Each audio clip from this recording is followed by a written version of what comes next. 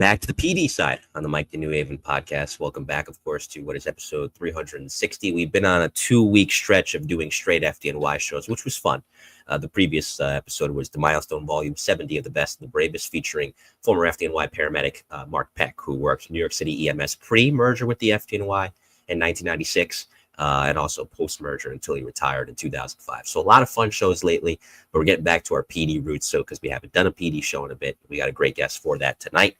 As always, for those of you tuning in on YouTube, LinkedIn, and Facebook, if you got a question, fire away. The super chat's there for you on YouTube. And really looking forward to this one as we try to grow the show.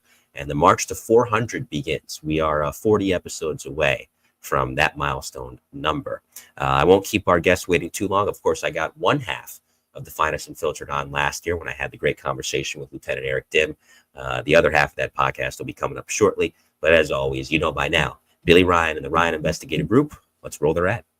The Mike the New Haven podcast is proudly sponsored and supported by the Ryan Investigative Group. If you need an elite PI, look no further than the elite Ryan Investigative Group, which is run by retired NYPD Detective Bill Ryan, a 20-year veteran of the department who served the majority of his career in the Detective Bureau, most notably in the Arson and Explosion Squad. So if you need a PI to handle anything from fraud, legal services, and anything else that you might require, contact Bill at 347-417-1610. Again, 347-417-1610. Reach him at his website or the email that you see here. Again, if you need a PI, look no further than Bill Ryan and the Ryan Investigative Group, a proud supporter and sponsor of the Mike the New Haven podcast. Proud supporter indeed. Love that guy. He's one of the best for sure. And just a quick note before I introduce my guest momentarily. Should you be interested in sponsoring the program and you want to reach out, discuss it, by all means, my contact information is in the description of this episode. Reach on out. Let's see if we can get something going, especially if your business is in the New York City area. All right. On that note, my next guest is a retired NYPD lieutenant whose career saw him rise from street-level patrol work to internal command roles responsible for integrity control, field operations, as well as citywide coordination. With nearly 2 decades of experience in policing, from anti-crime and field intelligence work to supervising and handling internal investigations, he's built a reputation for leadership and a deep understanding of the systems involved with policing. He is, of course, also one half of the very popular Finest Unfiltered podcast, hosted by retired NYPD Lieutenant Eric Dim, and tonight's guest, who we introduce now, retired NYPD Lieutenant John Macari. John, welcome. How are you? Hey, Mike. Thanks for having me. Pleasure to be on. Oh, pleasure to have you. So before we get into anything involving your career, you're a New York City kid. You've talked about that on the show before. Take me through where you grew up. I grew up in Bensonhurst, Brooklyn. I grew up on 68th Street between 20th and 21st. I was born in 1980. So, it was a great upbringing. I moved in my early teens. I moved to Staten Island, and then I stayed in Staten Island for, the majority of my life, and I recently moved down to Florida. I'm 45 now, but I spent first 42 years of my life in New York City, Brooklyn, and Staten Island. So if I remember correctly, you're first generation PD. Now, I've talked about this before with the FDM PD guys. Usually somebody in the family or a friend of the family says, hey, listen, kid, go take the test. You don't have to take the job, but take the test. It's a good job. And, you're going to get a pension out of it. So did somebody tell you, hey, listen, why don't you take the test for sanitation, FDPD, or did you just always want to be a cop? I definitely never wanted to be a cop. I was kind of a bad kid when I was growing up. My mother was a school crossing guard. So I did have a lot of interactions with cops, with like the school crossing guard coordinator. I would go to the 6-8 precinct with her, the 62nd precinct with her when she would pick up a check.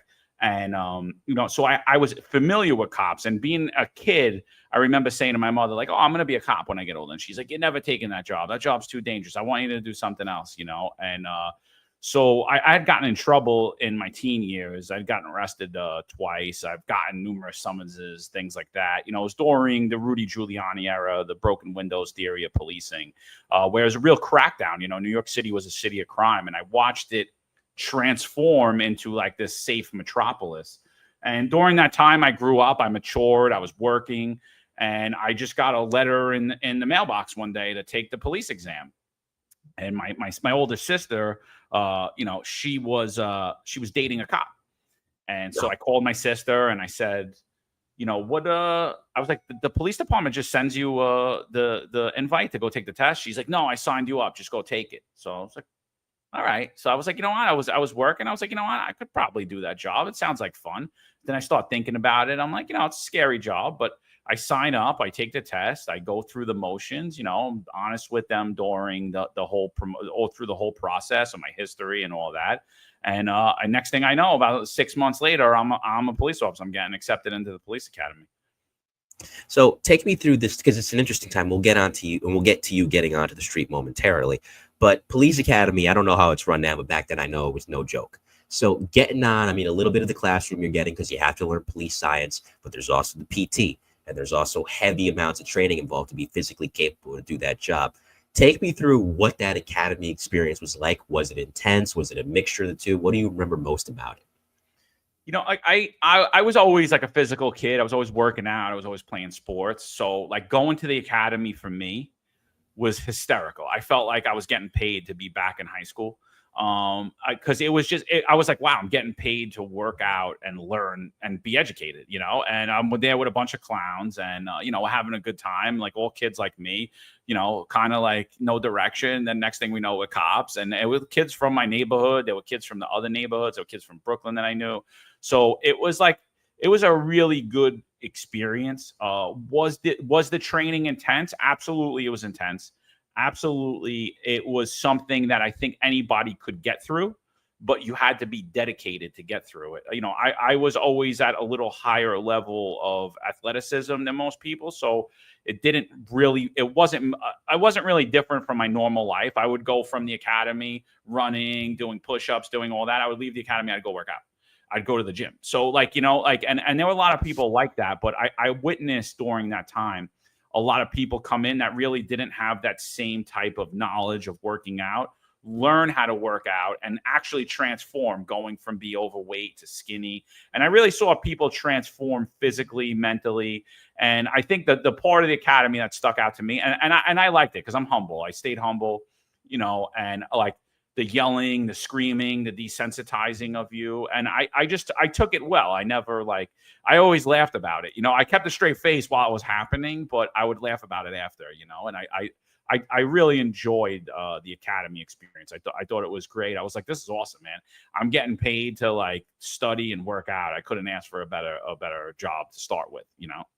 Oh, 110%. And it's kind of like, you know, listen, it's funny hearing that because it's the opposite for me, as you know, as you probably heard about. I'm trying to be a fireman. You don't get mad at me. I know we don't talk about firemen when we're talking to cops, but nevertheless, you know, it's the opposite because I'm trying to bulk up. Usually people are slimming down, but I'm trying to bulk up. And at least, you know, with Academy, it's 110% true in that regard. Your instructors, I mean, early on, they're trying to break you. And from the standpoint, they're trying to see who's weak, who's going to crack.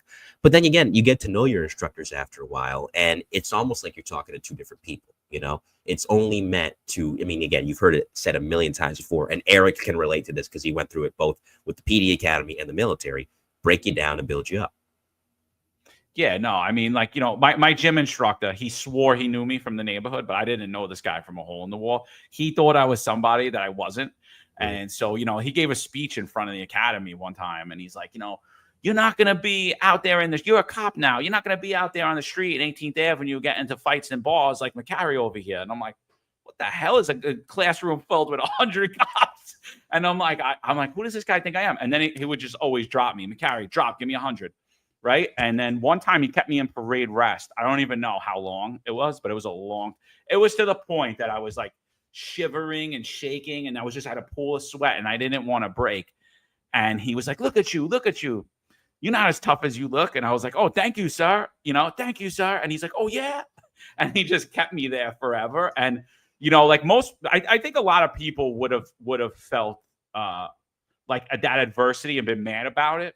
But I honestly appreciated him, and we never really had that connection. He was always riding me the whole time, but afterwards, you know, he was great. We hugged it out, and I thought it was great. I enjoyed the entire experience, you know. But he definitely rode me, and I was like, you know what, I was willing to do it. I was like, you know what, he thinks I'm somebody I'm not. What am I gonna do? I can't change his mind. Let me just stay shut up and do what he tells me to do.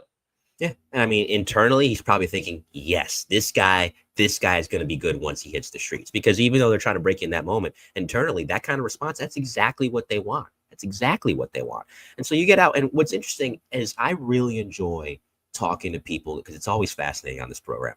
those that got onto the NYPD or FDNY post 9/11. In this instance, NYPD 2004, 3 years after the tragedy. This is Ray Kelly's NYPD. He's back for a second go around. And what is also interesting about his second stint as commissioner is he's single-handedly turned the NYPD into a world-class counterterrorism operation. So the NYPD can do both. They can fight urban crime. Crime's really going down at this time, continuing the trend from the 90s. And you can also fight counter-terrorism matters as well and keep the city safe on that front. So getting out there and starting out in the 123 in Staten Island in 04, tell me about the makeup of the neighborhood and what the concept was at that time, because it's not quite broken windows, it's something different, but the concept in terms of driving crime down is still the same. Well, at that time, we were still broken windows. So originally, post academy, we get like a dream sheet and they ask you where you want to go or whatever. And the guy that my sister was dating is now my brother-in-law, right? And he's like, hey, dude, you don't want to work on Staten Island. Like, you don't want to live where you work. He goes, you want to work in Brooklyn. So they give me a dream sheet. I pick old Brooklyn. And sure enough, I get sent to the 120. I go to the 120 precinct.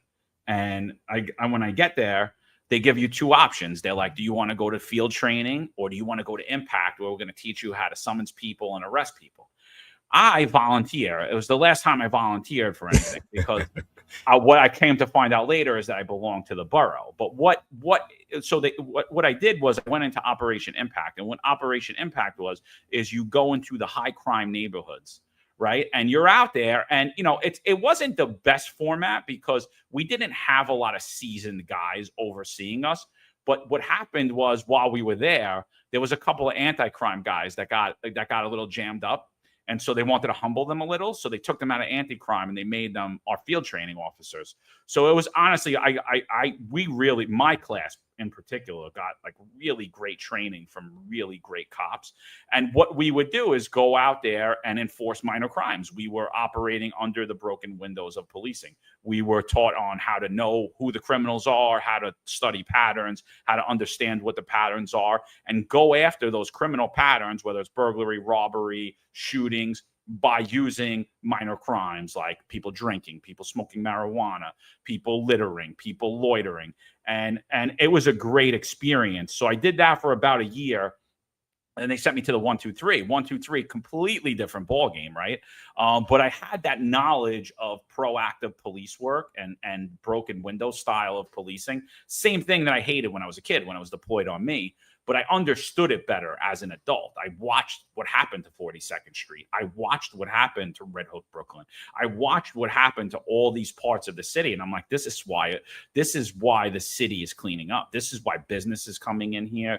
This is why I could walk around Manhattan at 3 o'clock in the morning and not worry about a thing. And a group of girls and not worry about anything. Take the train. So I did that. And I brought that knowledge that I learned in the 120 over to the 123. They send me to the 123. I'm doing midnights, very hard schedule. Never worked for me. It wasn't good for me physically. Yeah. But there was a lot of seasoned guys on there. There's a lot of older guys on there, right, really towards the end of their career. And they kind of taught me how to be a well-rounded police officer. Not just this guy that's going to go out there, put his hands on people, search people, and lock people up. They taught me the value of communication, working as a team, tactics. A lot of that I learned from older guys in the 123 that had experience in the 7.5 and the 7.3, and then went there more towards the end of their career. And the good thing about midnights at that time was the 123. I mean, most of the neighborhoods that are there now weren't even built. Right. It was very low crime at the time, but there was still crime there. They still had burglary patterns. They still had robbery patterns. They still had grand larceny patterns. They didn't get that violent street crime like you would get in A houses like the 120 or the 7.5. But that being on midnights gave me the ability to actually drive around and hunt as if I was in anti-crime. The only difference was I was in a car in uniform. But I had the time not answering all the radio runs like I would have in the 120 or any of the busier precincts. So it was a great learning experience. And obviously, I moved into anti-crime pretty quick from that point on. I did midnights about a year or two, and then, I was offered a couple of different spots, but I ultimately, that's what I wanted to do from the moment I walked in the police department. Is like, that's what I want to do. I want to do plainclothes policing, and I want to go after the bad guys, and I want to hunt people that are doing bad things.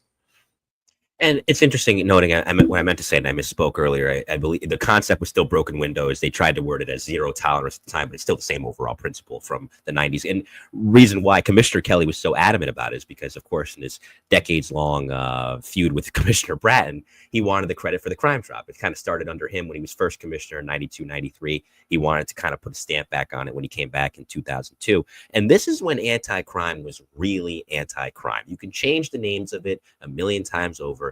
It's still at its core the anti-crime team. And that was real back then, plainclothes policing, where even if people in the neighborhood knew who you were trying to blend in. But even if they could spot you out, that was the cat and mouse game that the NYPD was winning during that era, because it kept criminals on their toes and they were constantly looking over their shoulder for you guys.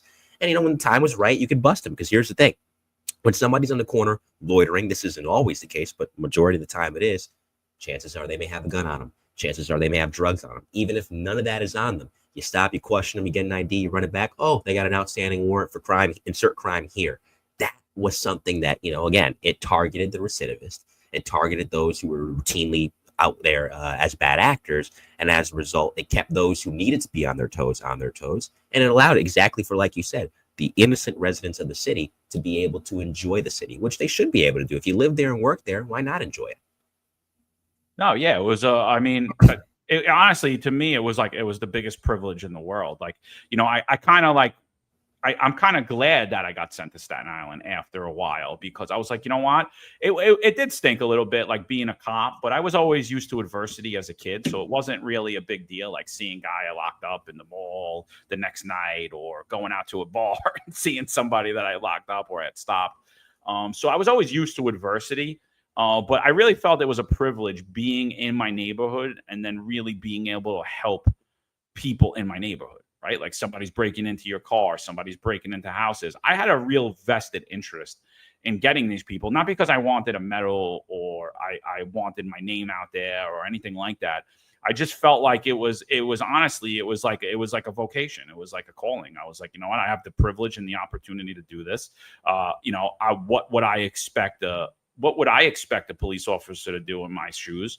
And that's what I did. I didn't really have the knowledge of what being a police officer really is, and so I kind of learned it through watching other cops, through watching sergeants, and then really just going in, head over toes into the profession.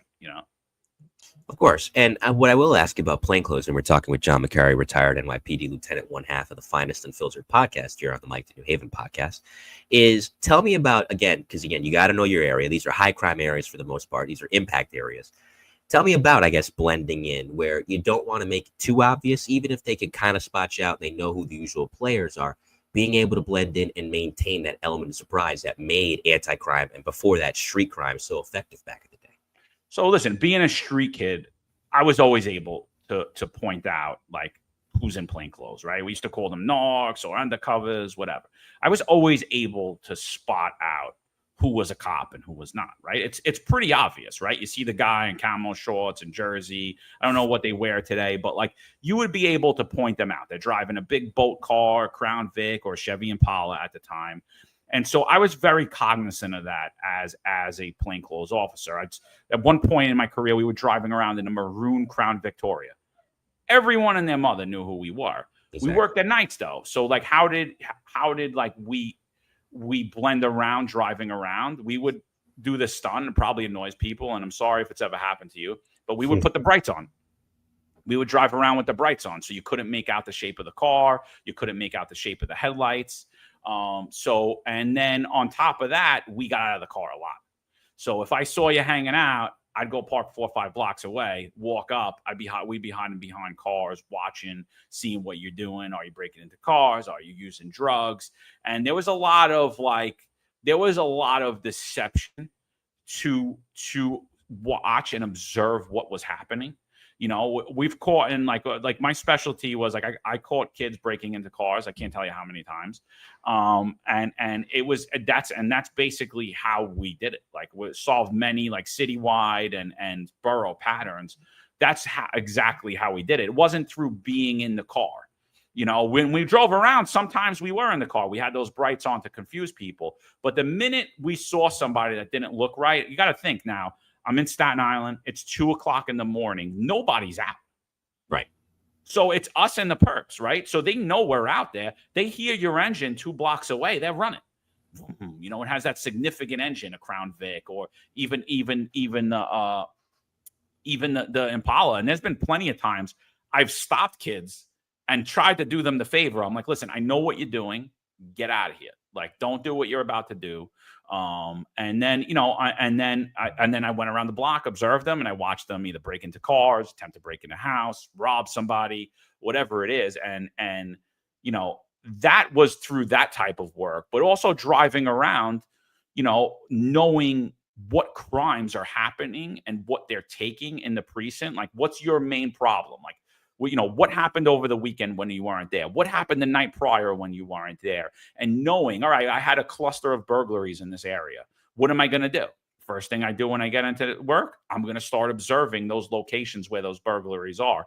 I'm going to see if there's any identifying, if there's any cameras or anything that could lead me, or any type of witness information that could lead me to who could possibly be doing this.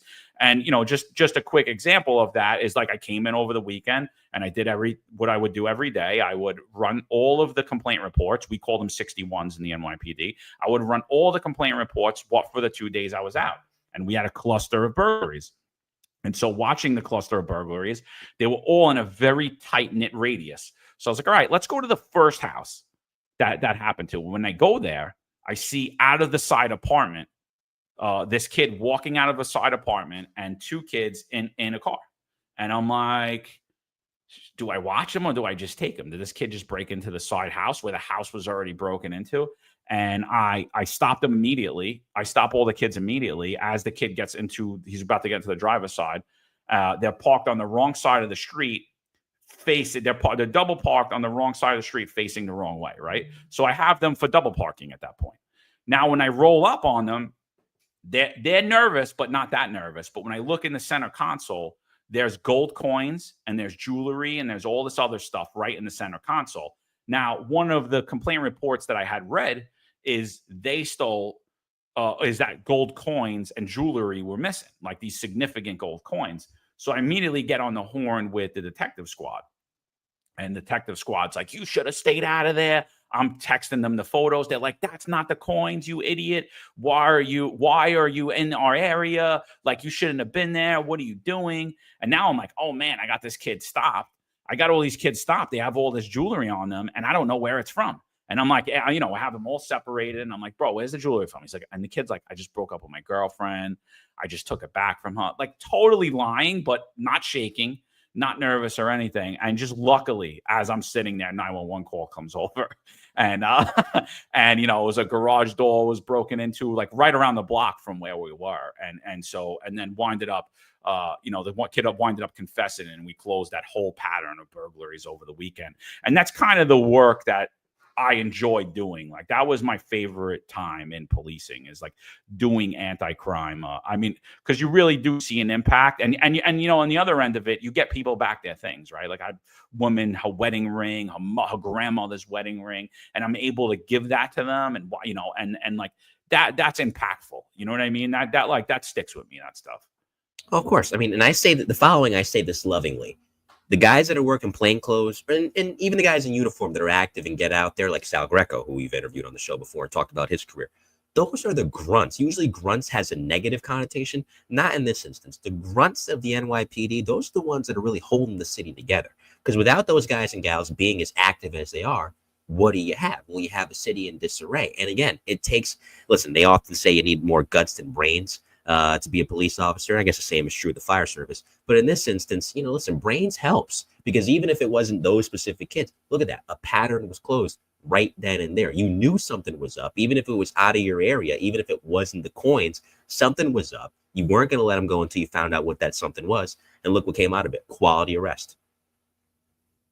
Yeah, no, I mean, and that's, you know, and that's something that, like, you know, I think, you know, kind of got demonized at work. It got demonized unfairly. And it had a lot to do with the improper use of stop, question, and frisk. But that's not something I really ever partook in, because, you know, again, I worked in in the 123 precinct. And like the misnomer that's always around is that, oh, you guys only use broken windows theory in black and brown neighborhoods. And I'm like, really? You should have grew up in Bensonhurst, and you should have grew up in Staten Island with me, because I got broken windows deployed on me every day. If the sun came down and I was playing basketball, we were all getting tossed in the middle of a basketball game, get up against the fence, So I'm like, that it's a lie that the police department only utilize those tactics in certain neighborhoods. They use them in all neighborhoods, and then they took it overboard to continuously use UF 250s, which is a stop question frisk form, as a number, right? Because everything in the police department's numbers driven. How many touches do you have? How many stops do you have? How many arrests did you make? How many summonses did you write? And so that type of work got demonized to always, you guys are just trying to make your quota. And I never really played ball with it, because again, like when you're looking at a stop question frisk, you're looking at someone that's committing a violent felony or a violent robbery or really one of the 7 majors, right? And I'm like, I work in the 123. We get about 6 robberies here a year. I'm like, there's no way that I could possibly drive around and think that 20 guys are committing a robbery. It's just not possible. If I think someone's committing a robbery, I have no problem. And I stopped you and I put my hands on you. I have no problem documenting your name. So I never played in that game, and I never really got much crap for it, because I was so active. And I did bring in quality arrests, and I did go after those patterns. So I never really got bothered for it. Where other guys did, they would get like a lot more pressure than I received to meet numbers. But again, it was because I was active, and I always brought in a lot of arrests. And the majority of the arrests I brought in had nothing to do with the 911 radio. Had everything to do with knowing what's going on, and then going after that and figuring out who's doing it, and then obtaining probable cause and arresting them. And that's the thing I've talked about with a lot of plainclothes guys on this show, yourself included. I mean, obviously, if it's something like a 1013, something extreme, and you're on the radio and you hear it, yeah, all hands on deck you go. The key to being a plainclothes cop, at least back then, whether it was in the old days of street crime or with anti-crime, you're not on the radio a lot. You're not really because you said earlier, you're not in the car a lot. It's all by feel. It's all by instinct and what you're observing. It's all a matter of the naked eye, and obviously the training that comes in when you first get to plainclothes, and the veteran guys and gals that are leading you and building you up. So that, I mean, like I said, not to say that you can't be in a sector car, listen to the radio and pick up on things and act. That's important too. But that's really the core. That's why I love plainclothes so much. That's the core of policing right there, because it's not what you hear. It's what you see. And that's really, again, any plainclothes cop that has a great understanding of that is always going to be a success. And you certainly were. Yeah, I mean, I think, it's really someone that's observant. It's going to be if you're an observant person, if you're a curious person, and you're a conscientious person, you're going to be a good cop. Like, It doesn't matter if you do plainclothes or if you do patrol. I watched a lot of guys on patrol that were great cops that want nothing to do with being plainclothes police officers. And that's fine. They liked their tour. They liked what they did. They were good cops, and they had good careers. And I learned a lot from guys like that. And then I watched guys like come through patrol that they wanted, like me, they wanted to be in plainclothes. And I always help those guys to groom them, to teach them what to do and how to act and what arrests you want to make and how to make those arrests. And, and a lot of case law and what we can do, what we can't do. You know what I mean? Keep yourself safe, not get yourself jammed up and run around like an idiot and just make an arrest for an arrest. You know what I mean? Because I always hated that, because again, I had it deployed on me. So I was like, I never really bought into that whole numbers for numbers game. I was always like quality over quantity. And, if you're out there every night and you know your stuff, you're going to get lucky and you're going to find stuff. And even as a sergeant, I did the same thing, I did plainclothes work. I remember one night we were up on 8th Avenue in Brooklyn, and we had like a cab. It was a Chevy Impala, but we dressed it up like a Mexican cab because we were on the border of like Sunset and Borough Park up on 8th Avenue, predominantly Chinese neighborhood. And we had a pattern of Hispanic males coming down. They were Hispanic males, 17 to 32, like around there. Like we just had some grainy videos at the time because remember, video wasn't that prevalent most of my career. Right. The cell phone video, the cell phone photo, they were just invented when I became a cop, and they were real grainy and they weren't that good. But we had an idea that it was Hispanic males robbing Chinese women of their purses, right? It would either be a grand larceny snatch, or if she fell or if she fought, it would turn into a robbery. So I was up on 8th Avenue one night. I had a younger kid with me. I was training him on how to do plainclothes work, and we were just sitting in the cab with it off. It was pitch black. We had tints on the car, and we were just sitting in there watching, observing. And we were by a location where there were no stores in the area. There were no stores. There were no trains. There were no buses. And, we observed 3 Hispanic males, and the 3 males were casing women as they walked by. Who's not paying attention, and nobody's noticing them except for me. And I'm like, oh, these are the guys. They're gonna rob a woman when she comes by. And sure enough, this woman comes by unsuspecting. She got like a nice Versace bag. She's walking down the block, and she's on her cell phone. And as she's walking this way on 8th Avenue. A patrol car starts coming in the opposite direction. So immediately upon that, these kids were walking towards her. They see the patrol car. They turn around. They walk back. Right. So I'm like 100% these kids are going to rob somebody. Right. So I was like, listen, when they do it, we have to grab them because mind you, I need probable cause. If I stop them right there, I have no arrest. Right. There's nothing. I can't arrest them for anything. Oh, you looked like you were going to arrest them. I could stop them and identify them. But is that really what we want to do? Or do we want to solve the pattern? Right. Do we want to solve what it is? I want probable cause on them so that I could bring them in. I could question them. I could close out the rest of the robberies that happened. Right. So, and I would have brought them in for anything. If they would have smoked weed, if they would have littered, I would have arrested them and brought them in. But they didn't do any of that. They were just standing there. And then another female comes walking down the block, and this time they're going to do it. Nobody's coming. There's no patrol car coming the opposite direction, and nobody's really around anymore because all the businesses are closed, and we're more towards like the industrial part of it. And, they start to run up on her, and the kid I'm with's new. Throws the car and drive. They hear the engine. They turn around. And now I'm like, stop them. So we stop them. They have nothing on them. I'm like, what are you guys doing? They're like, I totally do a frisk on them because I'm like, I'm not getting shot in my face tonight. I don't know that these kids don't have a gun or they don't have a knife. Frisk them. They have nothing on them, right? I'm not searching them for a bag of weed in their pocket. I don't care. I could care less about that.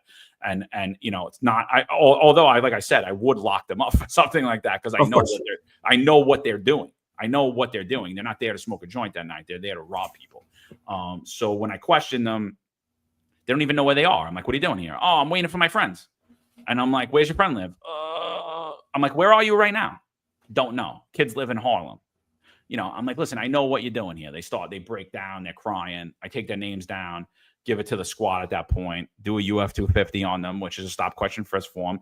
I let them go, but I ID who possibly has been doing these robberies, right? And like, that's plainclothes work, right? That's what it is. You're identifying who's out there doing bad things, who the players are, but you have to know, you have to study. If you're not reading every day, and an FYI, the police department's not going to give you time to do this. So I would do this all on my own time. I'd come in early to work every day, read all the 61s, read all the complaint reports, know what they're doing. And that's how I was effective in those jobs. And it tailor-made you for what would come next as a sergeant in 2012, because, you're having a ball. It's I could see it. Even it's been so many years since those cases and since those arrests, but you're still recalling it with the same excitement I imagine you had at the time. So you could have stayed in this role your whole career, and I imagine you would have been just as content. But you end up getting promoted, and you end up going to the 6.6 originally in 2012. So I'll ask you, what made you want to study for the sergeant's test? What made you originally want to be a boss? So, you got to think, like, the politics in New York City has never been great to be a police officer. So, I'm making a lot of arrests. My team's making a lot of arrests. And every time I go down to the district attorney's office, it's a problem. Like, literally every time. I have to call the borough chief to get them to draw up my cases. Right. And it was like getting ridiculous. And the sergeants in the precinct and the lieutenants are like, it's always you, John. Nobody else has a problem. It's always you. And I'm like, but I make these crazy arrests that these people don't make. Like, I make a lot of different arrests than people make. And it's always like, you're not a detective. Why are you making this arrest? I'm like, what does that matter? I did all the steps. I got you all of the evidence. What do you want to do? So one instance in particular that I was like, I'm done. Like, I can't do this anymore. I have to become a sergeant. Like, I've just reached the pinnacle of being a cop. I had gotten an interview for the detective squad, but I was young. And, I did well on the interview. They really liked me because of my arrest. And the guy's like, listen, I'm just going to be honest with you. You're way too young. You're not getting it. I got a lot of guys waiting. They've been doing anti-crime. And he's like, and honestly, he goes, if you want gang or narco, I'll give it to you right now. And this is after that situation. And I was already going to be a sergeant. I was like, listen, I'm going to be a sergeant. I'm not really looking to move anymore at this point. But I want the investigative experience. That's why I'm here. But the instance that drove me to want to be a sergeant is, this is a 911 call. We're driving, and just out of luck, we happen to be right where there's a home invasion call. Male does a push, right? Male does a push-in robbery. Where I don't know why, we were literally right there. And so when it came over 911, I'm like, oh shit, excuse me. We're like, oh crap, and I was like, and a patrol car was also right there. So they pull up to the front of this monstrous house in the 123 right off of the expressway. So I'm like, go around the back. We drive around the back. And as we come around the back, kid's coming over the fence. He's coming over the fence. We take him down. He's got a girl book bag on. He's got all the property on him. And what happened so I talked to the girl that was home. She was home by herself. She was like a 14, 15-year-old girl, summer break. Parents at work, parents are doctors. She's like, I got a knock on the door. And the guy told me that he had a car accident and wanted to use the phone. And I said, no. And he grabbed me and pushed me down. Now, she was a big girl. She was actually a little bit taller than me. She fought him off and ran. And as she ran, she still had a phone in the hand because she was on the phone when he came in. So she called 911. We just happened to be right there. So anyway, he goes upstairs when she runs away and starts to grab jewelry out of the mother's room, puts it in a bag, grabs some stuff out of her room. And now he's running because he hears the cops coming. He hears the sirens. And so we grab him coming over the fence. So now I had remembered that the girl said he crashed his car. So I'm like, do me a favor, go drive back around on the expressway. So we drive back down on the expressway, and there's a Volkswagen Beetle, like a newer one at the time, smashed up below where right below where this girl's house is. She's on the top of the expressway. And so I go there. There's the key for the bug for the Volkswagen Bug he had in his pocket, put it in, boom, it's the car, right? The car doesn't start, but I could get in the car from it. So I was like, oh, all right, this is the car. So run the plate comes back to a woman's house, go to her house. She's not home. Neighbor comes out. I'm like, hey, listen. He's like, is everything okay? He sees two burly plainclothes guys looking around, knocking on the door. I was like, do you know where your neighbor is? And he's like, is everything all right? I said, I think I have her car. I have a Volkswagen Bug, and I'm pretty sure I have a car, and I want to see if she gave it permission to anyone or if it's stolen. And he's like, well, she works at the South Beach Psychiatric Center. So now I got to drive over to the South Beach Psychiatric Center. I drive all the way over the other side of Staten Island. I go there, and I get in contact with the woman. And she's like, is everything okay? And I was like, do you have permission? Does anyone have permission to have your car? She's like, no, my car's in the parking lot. I was like, yeah, no, it's not. So now I have him on a home invasion. I have him on a robbery. I have him on assault. I have him on grand larceny, petty larceny. I have him on GLA, right? So I go to draw that case up. That case should be a no-brainer, right? I go to draw it up. There's no GLA on there. There's no unauthorized use of a vehicle on there. So I was like, why? Let me ask you something. Why is there no unauthorized use? Oh, we can't prove that he had the car. And let me back up 1 second with this. So everybody I ever arrested, I would always do the same thing. I would say, listen, here's your opportunity to tell the judge what you want to tell them if you're truly sorry. Now, this kid had 10 robberies. He knows he's going to jail. Like, he's going to jail. Most people don't go to jail in New York City. This kid knows he's going to jail. You know what I mean? He might not, if it was his first or second or third time, he might not have went to jail for that either. But this is about his 10th time doing things. He's dead to rights. This kid's going to jail. Like, it doesn't matter. This is pre-Floyd. This is pre all these criminal justice reforms.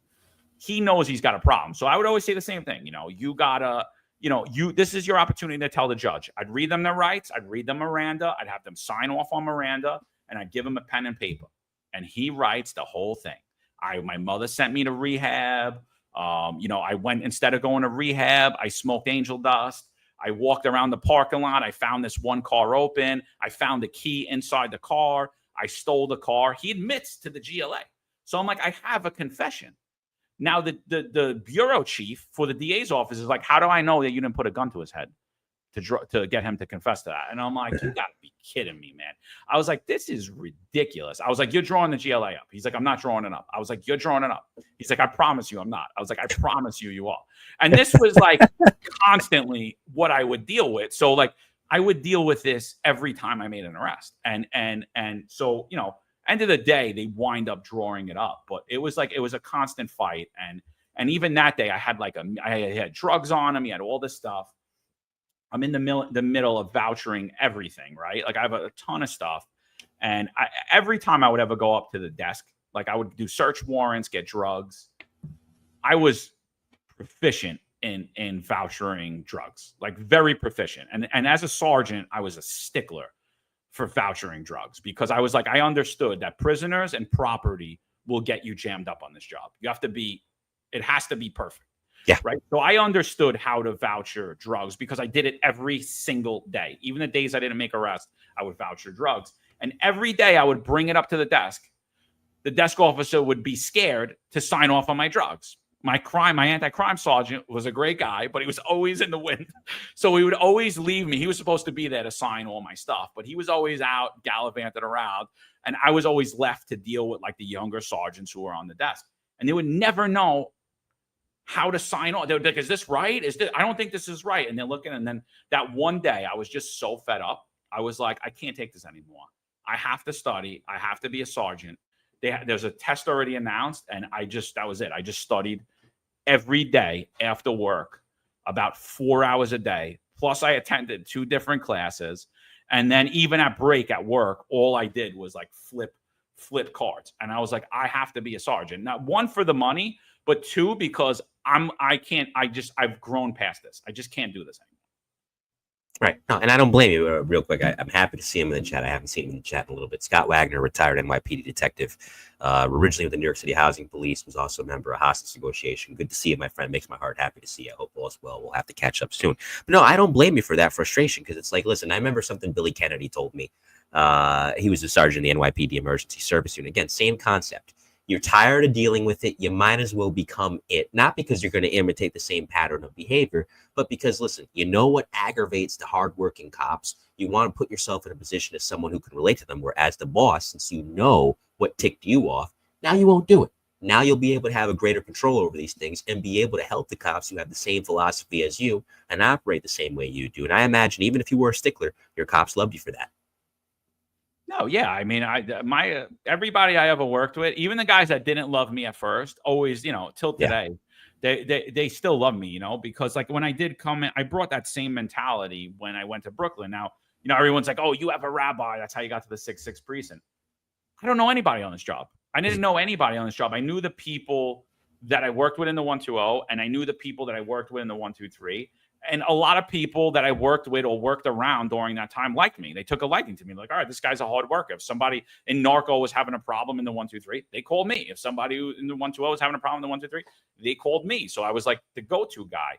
So, but like being a sergeant, same thing. But I think this time you pick boroughs. I don't know if I picked precincts, but 6-6 definitely was never on the list because I didn't even though I lived in the 6-2, which bordered the 6-6, I didn't even remember that precinct. I didn't know anything about it. I think the precinct closest that I picked in Brooklyn was 7-2, the 7-2 precinct, Sunset, where my grandmother lived, and I spent a lot of time, so I was very familiar with the area, and I was like, oh, that'd be cool. It's right over the bridge, and I wind up getting the 6-6 precinct, and coming from Staten Island now, I'm like, I'm probably going to have to learn a lot because I never really was dealing with this. I was in the 123 in a slower precinct. And what I found out is, and being in the 123, I moved from anti-crime to field intelligence. I was doing field intelligence, search warrants, signing up CIs, doing stuff like that.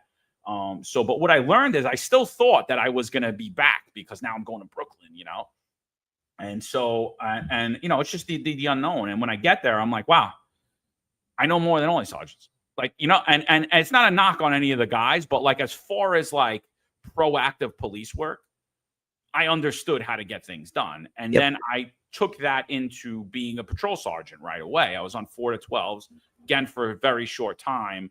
I was given a conditions team, and I was basically given the run of the mill to do that. You know, we operate as an anti-crime team in plain clothes. I was able to pick my own guys. And I operated on that same wavelength that I did as a cop. I wanted to keep my commanding officer looking in the good graces of the entire police department. I wanted whatever issue he was having, that was my issue. If somebody was breaking into cars, breaking into houses, if somebody was robbing people, somebody was doing anything, I'm going to be the guy that's going to figure that out and go out there. Me and my guys are going to go out there. And so I mean, you know, it really was a great time to be a cop, man. It just really was. And what's interesting about the 662 is that it's Borough Park, but not just the community in Borough Park. You got so many religious institutions there, you know, which is difficult to manage because, again, crimes against houses of worship, factors such as that. But it really teaches you, you talked earlier about the politics of the New York City Police Department. If there was ever a time where you were taught how to mingle with different clergy heads or different political figures involved in that particular section of the city, the 6-6 is a heck of a place to learn. Oh yeah, man. Like the political, like I didn't know how, like literally my first day there, there's an older sergeant there and he's like, hey, pick up the phone, kid. You know, he had like 30 years on. I pick up the phone, it's Chief Esposito, you know, and I'm like, holy, what the hell's going on here? Like, you know what I mean? And it's like, that's how politically connected that precinct is. But for me, like I grew up pretty humble. I grew up in humble means. And like, you know, my father was a Vietnam vet, you know, had a hard time like holding down jobs. My mother was a school crossing guard, so we never had much money. And my mother would always like make this line about all the wise guys in the neighborhood. She would always say, "Oh yeah, look at him in his fancy Rolex. That and $1.50 will get you on the bus, whatever the price was at the time." So, and I always had that in my head that like I was never better than anybody, and nobody is better than anybody. So like I met like head rabbi and head this and the mayor and this guy, but I always treated everybody the same. Like that was my ethos in life. I took that into policing. Like I said, I always acted on the whim of how would I want my mother to be treated? How would I expect a police officer to handle himself in this situation? So, you know, I never really gave in. And again, I didn't ask to go there. So it wasn't like you were dangling me being in the 6-6 over my head. I really didn't care. I was like, and I had issues with people at times and I didn't fold. And sometimes I thought I was going to get transferred and I didn't, because I always took from a righteous standpoint. You know what I mean? I'm like, I'm trying to do the right thing here. I'm a cop. I don't care who you are or who you know, and I'm not going to be intimidated by that, and call whoever the hell you want to call. And I'll gladly talk to them, you know, and I did that. And I was like, you know, listen, I'm not being a hard ass. This is what happened. This guy's under arrest, and that's it. I respect you. I respect your position, but you know, you have to respect me. I'm not putting my cops in harm's way, and I'm not. There's no favor that could be done here. You know what I mean? And like I kind of hardline that way, and you know, and the community really embraced me for that. Everybody, like all of the highly connected political figures, because you know why? They knew that when they had a problem in the community, when somebody was robbing somebody, when someone was breaking into cars, breaking into houses, they knew that I was out there hunting for them. So, you know, I might not be their cup of tea where, you know, I'm going to fold to you and pull my pants down and bend over, but I'm also going to be the guy you call when you have a problem. And so, you know, I did pretty well there, but it was definitely a learning situation. And it was definitely a politically motivated, politically driven precinct. And I navigated those waters, I thought, flawlessly, honestly. Not to pat myself on the back, but I did. You know, I think that prepared you too for something even more of a melting pot in IAB. And I go back to the interview I had a couple of weeks ago with Commissioner Harrison, which, by the way, thank you to you two, meaning you and Eric, because you guys mentioned that interview. I got a lot of views on that. So as soon as I saw the jump, I'm like, thanks to the Finest Unfiltered, baby. But, you know, he called it a necessary evil because it's not the desired assignment. But again, because of how charged an environment it is, listen, you want some veteran cops in there that understand the workings of the NYPD and also understand, listen, if a guy didn't do it, he didn't do it. Let's not jam him up. But if a guy did it or a gal did it, well, listen, there's prices to pay because there's integrity to keep. 2 years there from 15 to 17. When you first got assigned there, was your reaction an adverse one, or were you like, listen, you know what? It may not be what I had in mind, but listen, let's do it. Let's be full on 100%. Again, like I didn't know anybody, like really, like I had known the COs I had worked for at the time, and I've known like a couple of people, but they really weren't high ranking. So like I would have never, I was just like, it is what it is. Like you try to get to where you want to go and it doesn't work out, and I'm there. And I'm like, you know what? It is what it is. Maybe it's a good thing. Maybe it's a good thing for me. It'll be a learning experience. I'll learn something I didn't know. I feared internal affairs as a cop and even as a sergeant. Like, I didn't want to get in trouble by them. I was like, I had some interactions with them and in my instances, they helped me more than they hurt me. I had a lot of like frivolous nonsense happen and a lot of frivolous claims that they cleared up for me. And I was like, wow. I was like scared. I was like, wow, that this person's saying that I burned them on a radiator, like crazy stuff. And, IB went out immediately, did this call. And I realized that they helped me because if it wasn't for IB and I was in some like small hick town, who gets that call that I burned somebody on an oven? Like that's going right to the DA's office and with no investigation being done from anyone who understands who I'm dealing with or how policing works or what they're even saying. And so like I was like, you know what? They cleared up a lot of stuff for me. So I didn't really have a dislike of them, but it wasn't like a desired position. It wasn't something I would have thought, but I was like, hey, I'll make the best of it. It's when I got there that I hated it. It's when I got there. So what happens is I don't go into an IAB group. Again, everything on the NYPD is like who you know. I don't know anybody in IAB. I don't know anybody at the time. And so people go become investigators, right? And so they go to groups and they don't have half of the policing experience or amount of arrest that I do. They send them to be investigators and they send me to like be the supervisor to oversee the command center. And the command center is basically like this huge hub call center that's completely understaffed. And they get a few hundred allegations against cops or anything. They even get calls about the fire department. They get calls about the mayor. They get some lunatics that call 30 times a day, and like, it's just this. And what you're doing is you have to do the intake and you have to make sure that a report's taken and early initial investigations taken. And so I get transferred there. I get sent for my first drug test immediately, where they basically shave half my leg. And I'm like, oh, this is great. And then they send me to Manhattan. Nobody would tell me where I'm assigned. I eventually get to Manhattan. I get there and I have no idea what I'm doing. First time I walk into the command center, right? And I walk in there and there's a girl sitting there, a sergeant. And she's like, oh, you just got assigned here? I'm like, yeah, what do I do? She's like, just stay here. And she gets up and leaves, right? And so I'm sitting at this desk, the phone's ringing, there's people all over the place. Some detective comes over to me. He's like, hey, boss, can I take lost time? I'm like, bro, I don't even know who you are. I just got here. Get away from me. Get away from me. Like don't do that. Like, And he's like looking at me. I'm like, yeah, don't do that. Get away from me.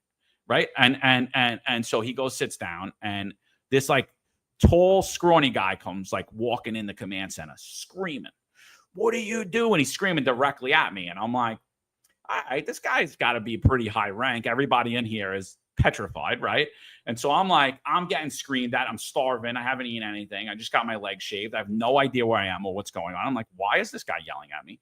And I'm like, my whole thing is like, I'm just not going to stop looking at him until he stops, right? Like, so I'm just looking him in the face. He's screaming at me. Why are these phone calls not being answered? Blah, blah, blah, blah, blah, blah, blah, blah, blah. And he just goes on this tirade, and I'm just staring at him the whole time. And then when he finishes, I'm like, hey, how you doing? Sergeant Macari, nice to meet you. I just got assigned here. And he shakes his head. He turns around. He walks away. So I'm like, who the F was that? And they're like, oh, that was the chief. And I was like, all right, whatever. So and then anyway, I learned the lay of the land in there. And it was a pretty frustrating time. I was like, I definitely had an ego about who I was and about who my career was, with the direction my career should go in, or where I thought I should be at by that point in my career. But it was a humbling experience, but it taught me a lot of like computer stuff, a lot of like how to generate reports better, how to write better. So I learned a lot, and I learned how to manage this like weird, unique animal. And I actually made it a lot better than it was when I first walked in the door. So from that point, they made me like, I had a million different titles in there. I was in charge of assessments. So I would assess all of the complaints that would come in and I would say where they should go, like what group should get them. What if the investigator didn't investigate properly, I'd send it back to them to, I want to know this, I want to know that, I want to know this. I also was in charge of IB records, and I was the CCRB liaison. There's only one in the NYPD, and it was me. And my job at the time was to ensure that CCRB only got what they were entitled to get. And I held that line. Like there was a lot of times the mayor had my name on his desk, or the police commissioner had my name on his desk, or the chief of internal affairs had my name on their desk. But I held that line, and I always got an attaboy for that because I didn't back down. You know, I was like, no, this is what you're entitled to get. This is what you can call whoever you got to call. Yeah, no, tell them. Yeah, have them call me. You know, and I held that line, and I did pretty well with that as well. I made sure that they got in a timely fashion what they were entitled to get. And at the same time, I also made, when they were trying to overreach, I was like, nope, you're not getting that. So I learned a lot there. I couldn't wait to get out of there. I won't lie. But I learned a lot there. Well, yeah. And, you know, even though it was a 2-year stretch only, it was 2 years that certainly taught you a lot. You know, again, it's, as Commissioner Harrison said, and we kind of elaborated on here in this conversation, it is a necessary evil. You know why it's there. I mean, there's been jokes about it even on television. I can remember an episode of Law and Order from 1996 where the opening scene refers to IAB as the Rat Squad. You know, so it has that kind of reputation. But I like having guys on the show who've worked there because, again, it gives you a glimpse into what they do and why they do it. And just as important as nabbing somebody who did something wrong, like you said earlier, is clearing somebody who didn't do anything wrong. And that's another part of the reason why IAB is there, and it's important to remember that. So you talked about learning computers, kind of segues perfectly into 2017 Bureau of Management Services, because now, again, you're taking into account everything, citywide operations, the fleet, you know, of course, how many personnel you have assigned to a given unit. If there's a special detail going on, how many personnel do we want deployed there? It's really kind of, I liken it to a bird on a roof, has a view of the whole city. That's when I think about the Bureau of Management Services. So again, you know, I don't know if it was something you necessarily desired. I know you were eager to leave IAB, and you did, but was it the same thing where in terms of you got there, it wasn't desirable at first, but you turned it into something good like you did with IAB? So what happens is, you know, I'm in IAB. I had kept in close contact with one of my sergeants in the 123, right? And he was a great guy. He was the intel sergeant. I was his assistant, right? So I had put together a lot of stuff for him, right? Like I would put together, you know, who the perps were in the command. I would put together the crime patterns. I would do all this before the NYPD was kind of generating this stuff. You know what I mean? I would run all these leads online checks. I had like a whole system, and I set up all these different charts and all these different things, and able to see, like, to give a bird's eye view of the crimes we were taking at that time. So now I'm in IAB. You have to do a 2-year commitment in IAB. And so the day that my 2 years hits, it's the weirdest thing. Like, he doesn't know that it's my 2 years, but he calls me.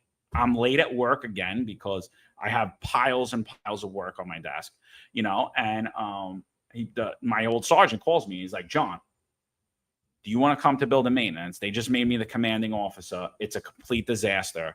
I don't know where anything is. I need your help. I'll get you out of IB. And I'm like, yeah, get me out, because I can't get out. I don't know how to get out.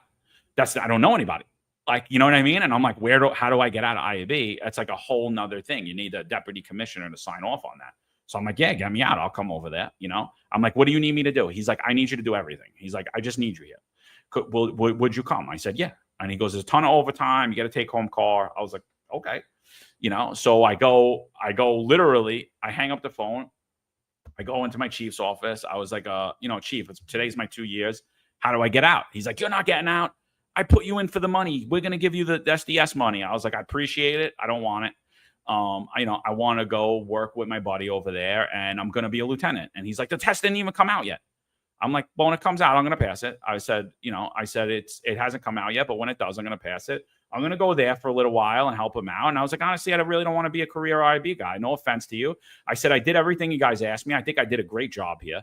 And I would appreciate it. I'd like to go, I'd like to leave now. And basically I got screwed for about 8 months until I got out, and they sent me to every detail, changed my tour every day. But I just sucked it up. I was like, listen, this is what I got to deal with.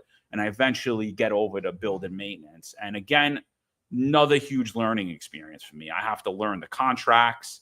I have to learn about building. I have to learn, I'm pretty handy, so I know things, but I don't know everything. right? And so now I'm dealing with every different trade union across the city, the carpenters union, the plumbers union, and now is instead of managing just cops, I'm also managing a lot of civilians, and I'm overseeing some big projects like the little police hub in Times Square.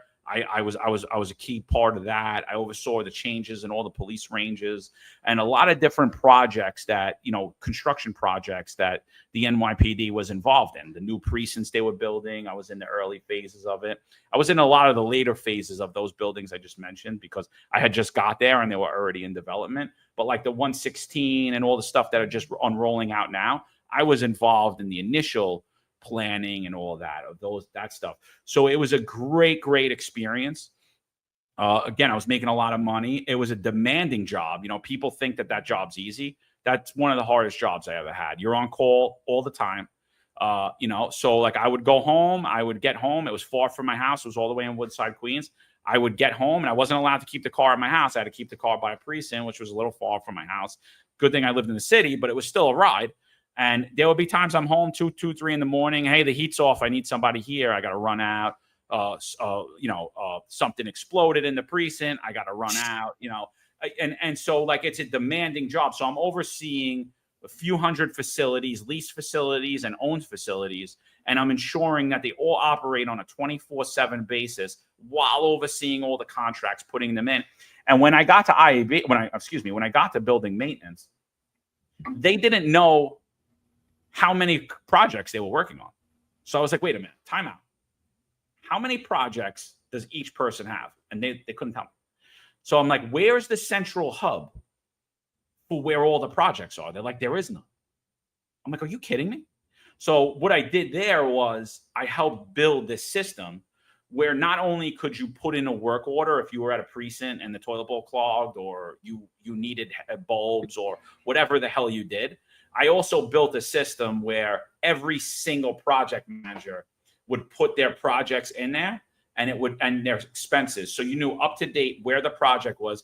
And they basically wrote in there like ECMS, like the Enterprise Case Management System, like detectives work in or like IB investigators work in, where they detail their day out, like by doing like DD5s, like reports on what I did. So it'd be like, all right, I went to this construction meeting and I just labeled it out the same way that I had seen it in ECMS when I was in field intelligence, and the same way I had seen it in IAB, overseeing all of that stuff. So I basically mirrored that system for building so that in a moment's notice, you got, the deputy commissioner of management budget or the police commissioner is going to a hearing with city council. They know exactly what's happening, how it's happening, what's the timeline, and up-to-date info on anything that's happening that's relevant. Because again, a lot of these projects stem from city council. What's going on with this? What's going on with that? So, I was right in the midst of that when I did, like I told the chief I was going to do. I passed the lieutenant's test and I got called for lieutenant, but I also got called right during the height of COVID. Yeah. That was an interesting point in your career. But I will ask before I segue into that, I mean, again, it is a learning experience. You're doing a lot. You're understanding a different component of the operations of the NYPD from IAB into this. But you loved the street previously, and you had a great time in the street. Was there ever a desire? I know you promised your buddy you'd help him out. Was there ever a desire to go back to the street, or were you just past that, emotion in your career? Were you on to something else mentally? No, I mean, that was the basis of me studying. I was like, I knew I didn't know anybody. I had made whatever connections I made. And so I was like, all right, I want to move up in my career. My ultimate goal was to be a precinct commander and then rise from there. So I wanted to get back to the street because things were bypassing me. Because when I left the street, we weren't wearing body cameras. When now I want to get back to the street, they're wearing body cameras. They're doing reports that I never did. And so I'm the kind of guy, and mind you, I'm going to detail. So I can stay in contact with everybody. So I know what's happening, but I have to do things myself to understand them. You can't tell me. You could be the best teacher in the world. I'm not learning it. I have to do it myself. Yeah. So I'm like, I want to get back out there. I learn these different functions. I learn these different phases. I'm good out there. I'm good in here, but I'm awesome out there and I love it out there. And I wanna. So that was like the basis of me studying, was to get back out onto the street, get out there as a lieutenant, so that when I make captain, I have a full wide range of experience, and I'm gonna institute all the knowledge I have to get myself to be a commanding officer of whatever precinct in the city I'll be privileged enough to get. And again, it's kind of like you don't want to be the dinosaur of the job either, because again, whispers happen in general. Oh, look at that old timer. Why doesn't he go? He doesn't get it, or she doesn't get it. You're the type of guy and I'm the same exact way. It's one thing to see it. I am partially a visual learner. I need to get repeated reps at it. And when I don't get those repeated reps, I get very frustrated because I don't have a good chance to really learn it. So, I understand that 110%. But unfortunately, for you and for everybody around this time in the New York City Police Department, everything's on hold. I mean, granted, you're out on the street. A lot is happening. It's first the quarantine, then the riot. So it's really one of the worst years the NYPD has had this century. I think the only worst year the NYPD has had was 2001 because of 9/11. But this one is a very close number 2. But when I say everything's on hold, I mean goals for people's careers, where they want to advance to, maybe even promotions. So you're trying to juggle that. You're trying to juggle your own health. You have a family to worry about at this point. How much was, I talked about this with Eric. I'll talk about it with you. I know it was a whirlwind year for him. How much of a whirlwind was that for you? It had to be frustrating. Oh, it was a mess, man. So, COVID hits right around March 2020. And I get promoted to lieutenant April 2020. So I'm the first class, like they need lieutenants out there, right? Mm-hmm. So what happens is now I go back into I don't even go to BMOC. I don't even BMOC is it's like the management training. It's like where for sergeants and lieutenants. For sergeants and lieutenants, right? So I don't even go to BMOC. They just ask me oh, where do you want to go? And I'm like Staten Island or Brooklyn South. Next thing I know, where am I going? I'm going to the 123 precinct. And now mind you, by this time, I know everybody on the job. By this time, I know a lot of people. I got a call from the 7-2 CO at the time. Do you want to come here? I said, please don't ask for me. I'm going to do a year in the street, and I'm going to try to get to the detective squad, and I'm going to study for captain. Don't ask for me. I don't want to owe anybody favors. Let me just fall where I fall. I had 7-2, 6-8, TD1, Transit District 32, all of these great commands. Yeah, good houses, good commands. Great commands. 122, where I lived, everybody. 120. I'm like, nobody called for me. I'm like, and I'm literally sitting there on the phone for hours. And my wife's like, what's the matter? And I was like, I think I'm destroying my career. I said, every place I've ever wanted to work is calling me right now and asking me if I could come there. I said, but I just don't want to owe anybody a favor. I just want to go out, do what I got to do. And I want to do a year back on patrol. I want to learn patrol again. And I want to try to get to that squad. I want to try to get that investigative experience. And then I'm studying for captain. And so now I'll have touched every piece of the police department other than ESU. Right. But I'll have a well-rounded knowledge of the job, the entire job. Right. To be an executive, on the job. And so I just get the 123 and I'm all excited. And the CO calls me and everybody calls me. And he's basically telling me I'm going to be the special operations lieutenant. And I'm all excited because now I'm like, wow, how's that for full circle, right? I was a crime guy there. I was a field intelligence officer. And now I'm the SOL, you know. It's a homecoming. And the CO of building maintenance at the time that pulled me over is now the CO of facilities management, who's the overseeing 1PB.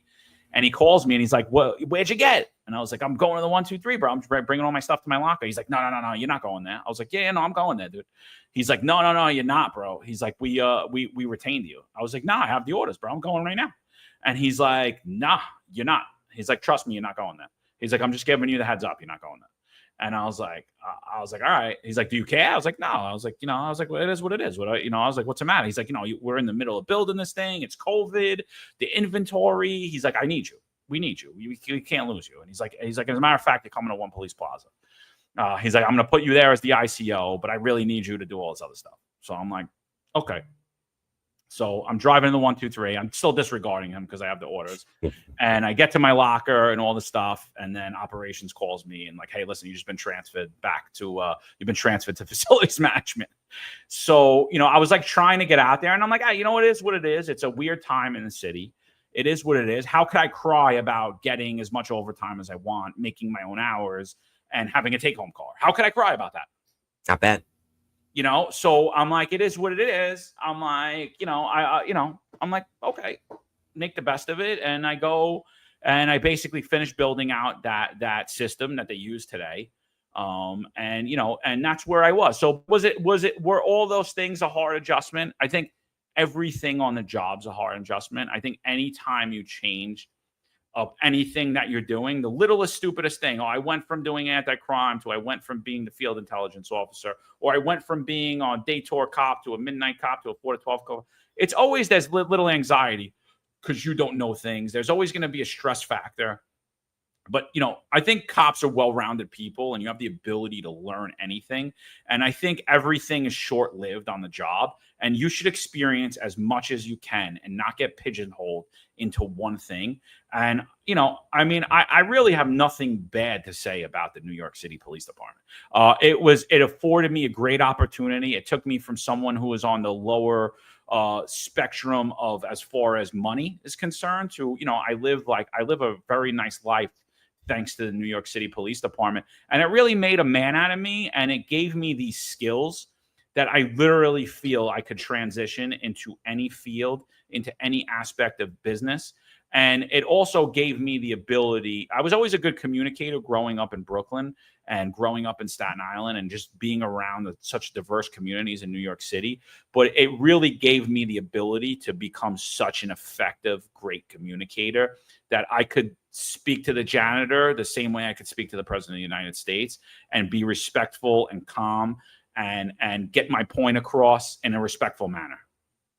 I'll never forget what Fred Manzalillo, who was on the show a while ago for my Bomb Squad miniseries, told me. And he retired at arson explosion as a sergeant in 2005. He said, as you've heard many times before, the NYPD is the greatest show on earth.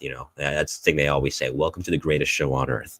But the thing that he added to that is the NYPD is the show.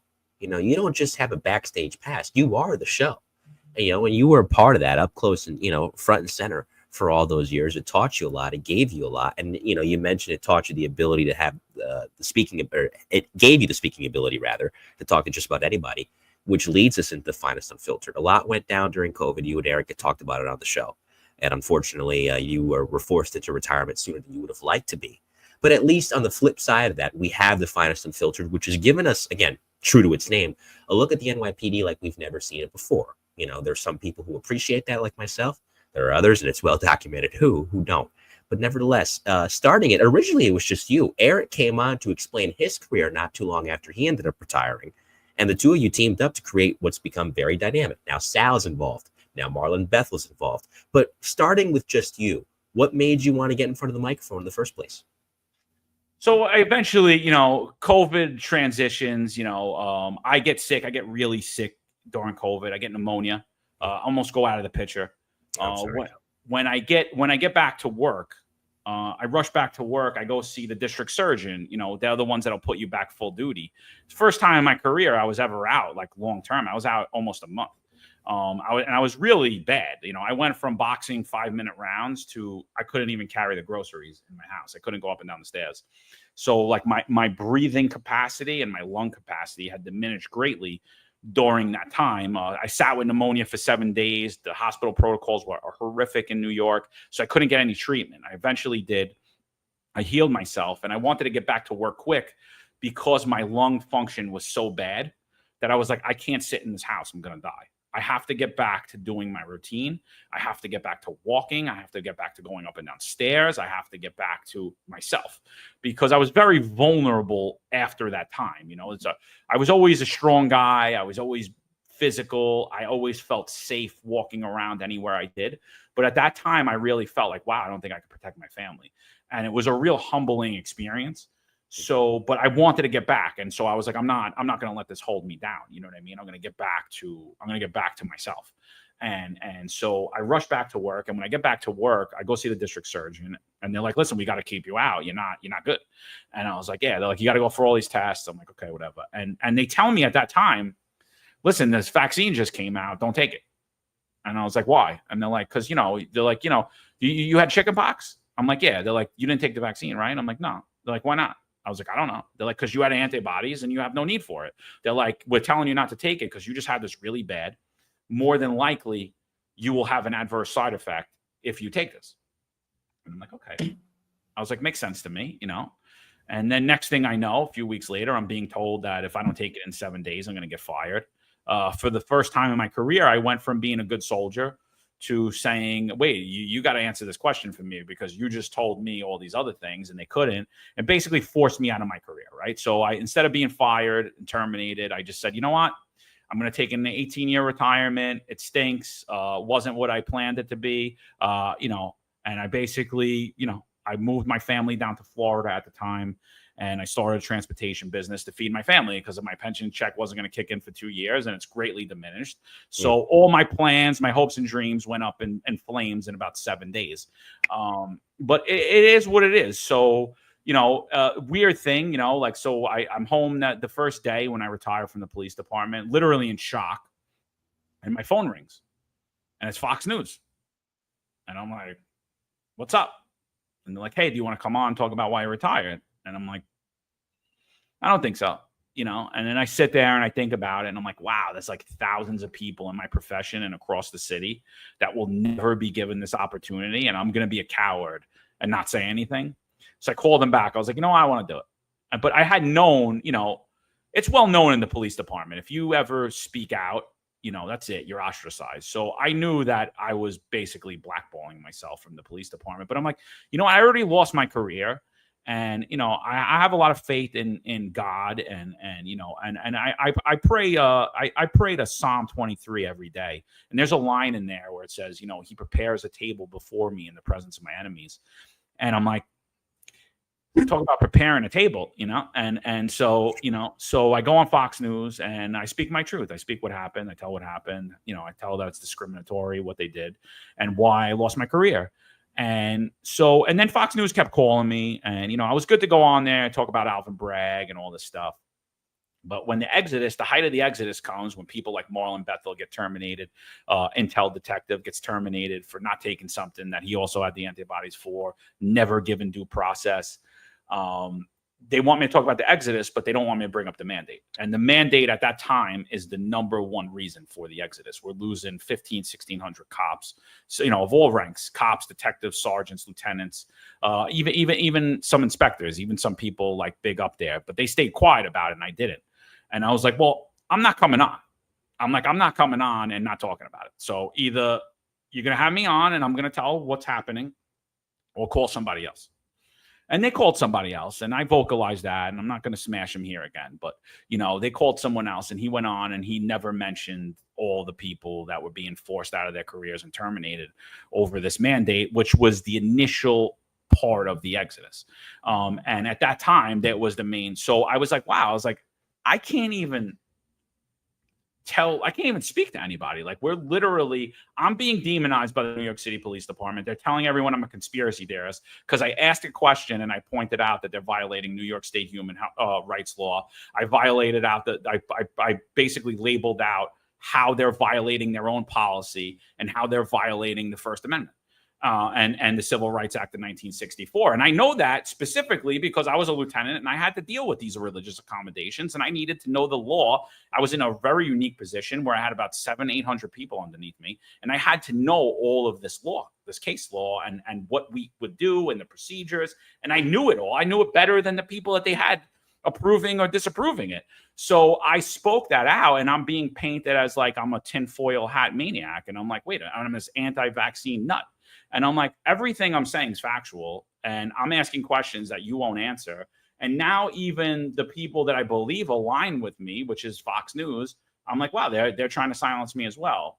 So I'm like, this isn't right. So I just was like, you know what? I'm going to start a podcast. I had done a couple of podcasts, and a couple of times I went on, the host of the show was like, dude, you should really start a podcast. It's pretty good. Like, I enjoyed listening to you, enjoyed this one, you know? And I'm like, all right. And so now I figure it out. I'm like, all right, how do I start a podcast? I just Google, I figure it out, I put it together. And, you know, the basis of the podcast was I started out with, like, prior to Eric coming in, was I said, you know, came up with the whole logo, New York's Finest Unfiltered podcast, the Finest Unfiltered. And like, that just was like, it just came out of nowhere, really. And so I came out with this whole idea. And my idea was not to talk about the politics of New York City or not to talk about the politics of the NYPD, but I wanted to give a voice to the voiceless. I wanted people to understand that cops are humans and they're a lot more nuanced than how they're painted in the media. You got to remember, I'm coming off 2020. I'm coming off the Floyd riots. I'm coming off that we're all racists. We hate people, where we violate people's rights. And I'm like, I know that that's not true. I know it's such a diverse group of humans, the police. And I'm like, and these people are such great people, like, you know, and I'm like, I really want to highlight people as they retire. I don't want them to be like me. So, you know, I had people that were active, like, I want to come on. I'm like, you can't come on, you know, because right away it was very popular. First episode, thousands of views, like, you know, and it was very popular right off the gate. And so that's how it started. And then I had gotten to Eric. I'd spoken to Eric pretty early on because I had been on social media even prior to doing the podcast. But he had called me after I started the podcast. And he's like, listen, he told me what was going on with him. I had known Eric. We were rookies together in the 120. So I said, listen, take care of yourself first. If they fire you, then you could come on. If you could get out.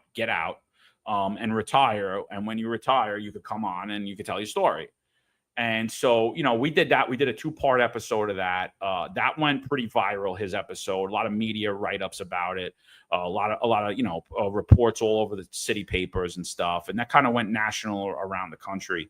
So that episode did really well. And we had a really good dynamic. And Eric's like, you know, maybe we could talk about police things like these other cop guys are doing. And I'm like, yeah, all right, let's do it. You know, I was like, let's do it. And so it kind of morphed into like, we started analyzing the politics of the job and the politics of the city.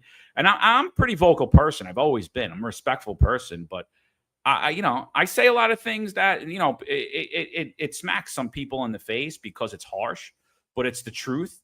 And Eric's the same way. And so we started doing that. And, you know, a lot of pushback from the unions, a lot of pushback from, you know, the upper echelon of the NYPD, a lot of pushback from the progressive politicians in New York City, and even some of the Republicans, because I don't pull any punches when it comes to who you align with politically. If I see that you're doing something wrong, I make mention to it, you know, especially when it comes around policing. And it just kind of really it just transformed, and it just keeps getting bigger.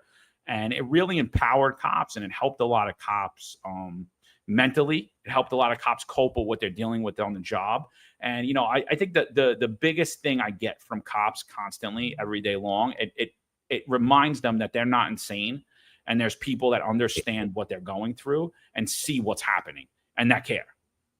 Oh, of course. And that's really all you need. Especially, again, and I was going to say, if you really want to know, I'm not just saying this because John's sitting here, it's true. If you want to know what's going on in New York City, just on a soup to nuts level, NYPD and everything else involved, as John just alluded to, the Finest Unfiltered is really one of the main places to go. Because are there popular NYPD-oriented podcasts out there? Yes, mine's is partially NYPD-oriented, so there's mine. But I don't cover the events like John does. And Police Off the Cuff, for those of you out there, they cover a lot of true crime, and they're great at what they do. I love Bill and Phil. But same thing, as far as the current day-to-day in the NYPD, neither of us, neither myself nor Bill and Phil at Off the Cuff cover it. John and Eric, as well as now Sal and Marlon do. So, I mean, with that, there comes a lot of flack, but you've managed it well. You've grown a large audience. And also, it's produced spinoffs. Sal's got his show. You've got Inspector Layson on the show now. With his own program, along with Chief Lukash, who I've had the good fortune to interview on this program. And now you got Pete Forcelli involved, as well as Tom Joyce. So it's a nice network within a network that you guys have been able to build. So I'll tell you, you could have never envisioned this. What are the goals you have going forward for it? Well, so now we're transforming. Like I watch the New York media eat off of our podcast. Like if you watch the podcast, you hear things 3-4 weeks before the New York Post puts it out. Oh yeah. For sure. You know, like, you know, you know what's happening, like the minutia, and, you know, anything that the media won't cover, obviously, like the cops give it to us, or people on the inside give it to us to get out there, because that we're going to force the hand of the media to cover it. Right. We get zero credit for that. Right. I personally think we're a media company. I think, you know, as far as like media, we're spitting a lot of the honest opinions that you're never going to hear on legacy mainstream media. You know, I still get calls to today to go to mainstream media, and I just don't like it. I don't like the 30 seconds. I don't like the 20 seconds. I don't like the dumb questions. It's not enough time to say what I got to say and give nuanced opinions. So I turn them down a lot now. I really don't like to do them anymore.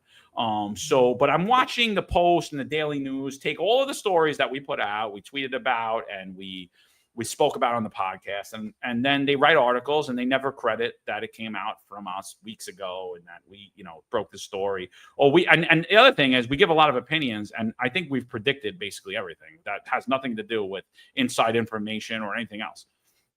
And so what we're doing now is we're changing our website up, we're building our website, and we're going to move the Finest Unfiltered to not only be audio, video, podcasts, and shows, but we're also going to do print media, where the finestunfiltered.com is, you're going to, if you want to guest write on there, you could feel free to guest write. You send us an article, obviously, if there's people anonymous, we're not just going to put garbage out there, but things that are factual, things that are opinion, we'll put out there. So if guys want to write opinionated articles, and we're going to write articles ourselves, and we're going to put that on there, and that's going to couple in with the whole social media and podcasting sphere. So we're changing it into a complete media network. And then at that time, we're basically going to force the papers in New York City and the media in New York City to acknowledge the work that we've been doing, because they're making a ton of money off of our stuff, and it's not right. To me, it's like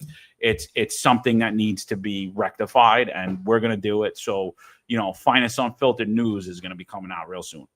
Well, I'm eager to see that, as someone that watches and listens to the podcast on a regular basis and enjoys the podcast very much. Because, and again, I'm not knocking them at all, but think about it. Katie Honan knows who you are. Tina Moore knows who you are. Maria Kramer, who I had the good fortune to have on this program a little while ago. They listen to it every day. Exactly. They know. They listen to it every day. Mind you, they're in one police. I think the Shack still exists, even if they moved it somewhere else. Some version of the Shack still exists at 1PP. You're just as plugged in as they are, and you're nowhere near 1PP. Eric's traveling the country. You're in Florida. Yeah, well, the thing is, and they're all great reporters, and I love Katie, by the way. I would hate her if I was the mayor, but I want to have Katie on the show. She's great. But I think she performs a vital service to to everybody, to the citizens in New York City, and I commend her for that. But the thing is, they're not part of the culture, right? They're not part of the police culture. Like Tina Moore, she's been around a long time. She's not part of the culture. Like me, Eric, Sal, we were in it. We know everybody. We were part of the culture. We went through it. We know everybody. We're in on the inside. So again, there's things that we know that we've never put out. You know what I mean? Because we're like, no. We're not telling anybody that, and you're not telling anybody that. Right. And so I think that's the difference between us. And the other difference is we don't have an editor. If anybody, I'm the editor. You know what I mean? And we give our opinions. Nobody's going to hold back. You're not going to say, oh, you can't have this person on the show. Oh, we have a political narrative to spin. You could say that each of us have a narrative, but it's from our heart. I mean, everybody's got some type of narrative, right? But I think, it's a free-flowing media platform. And the other thing about the platform that I really don't think it gets enough credit for is we don't beat up anybody. We let everybody come on. We had Zohran Mondani come on. We have we had Cop Watch come on, who chased Eric around for about a decade, sued him 1 million times, dropped 1 million complaints against him. And, we give you the floor. We give you the floor. Say what you got to say. We ask questions. We do it in a respectful manner. And I think the world needs more of it. And I think it's a vital service that's being provided not only to the men and women of the NYPD, but honestly to the residents of New York City. I still consider this a form of serving. I mean, I've gotten nothing but flack for it. If I was blackballed originally from the NYPD upon leaving, but now forget about it. I'm blackballed nationally in law enforcement. I mean, and the shame of it is everywhere I go, people love me. I'm like, wow. It's I get so much hate, but never in the street. When I'm in New York City, everybody loves me. When I run into cops, people love me.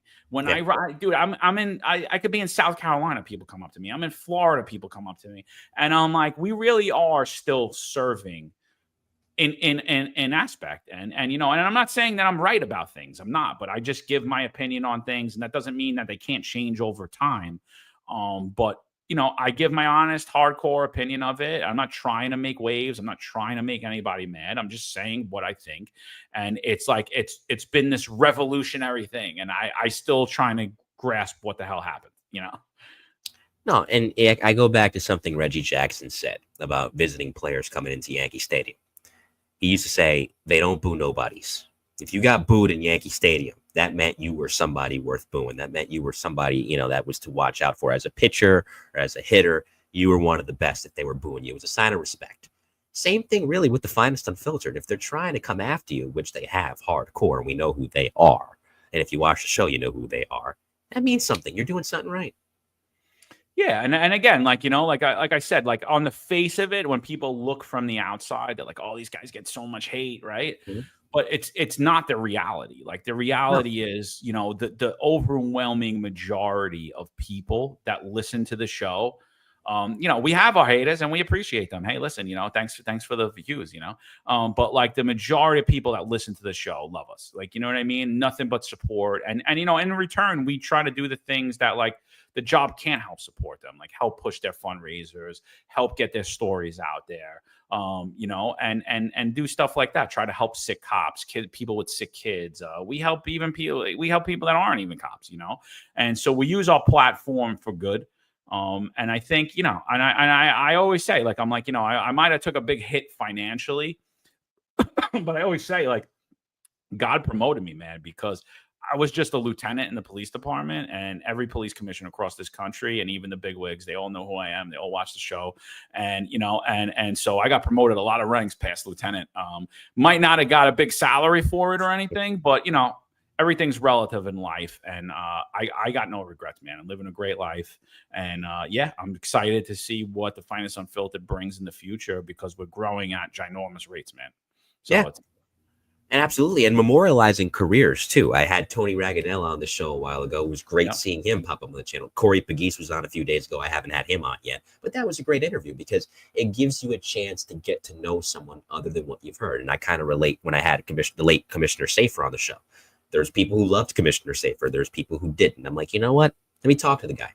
Glad I did. Got to know him. What a great guy. Same thing. You kind of get a different glimpse at somebody when they're talking in an open forum like that and can explain what, you know, who they are. I'd heard a lot about Pegues. I got a better understanding from that interview. And that was that alone. That's one example. It was a heck of a conversation.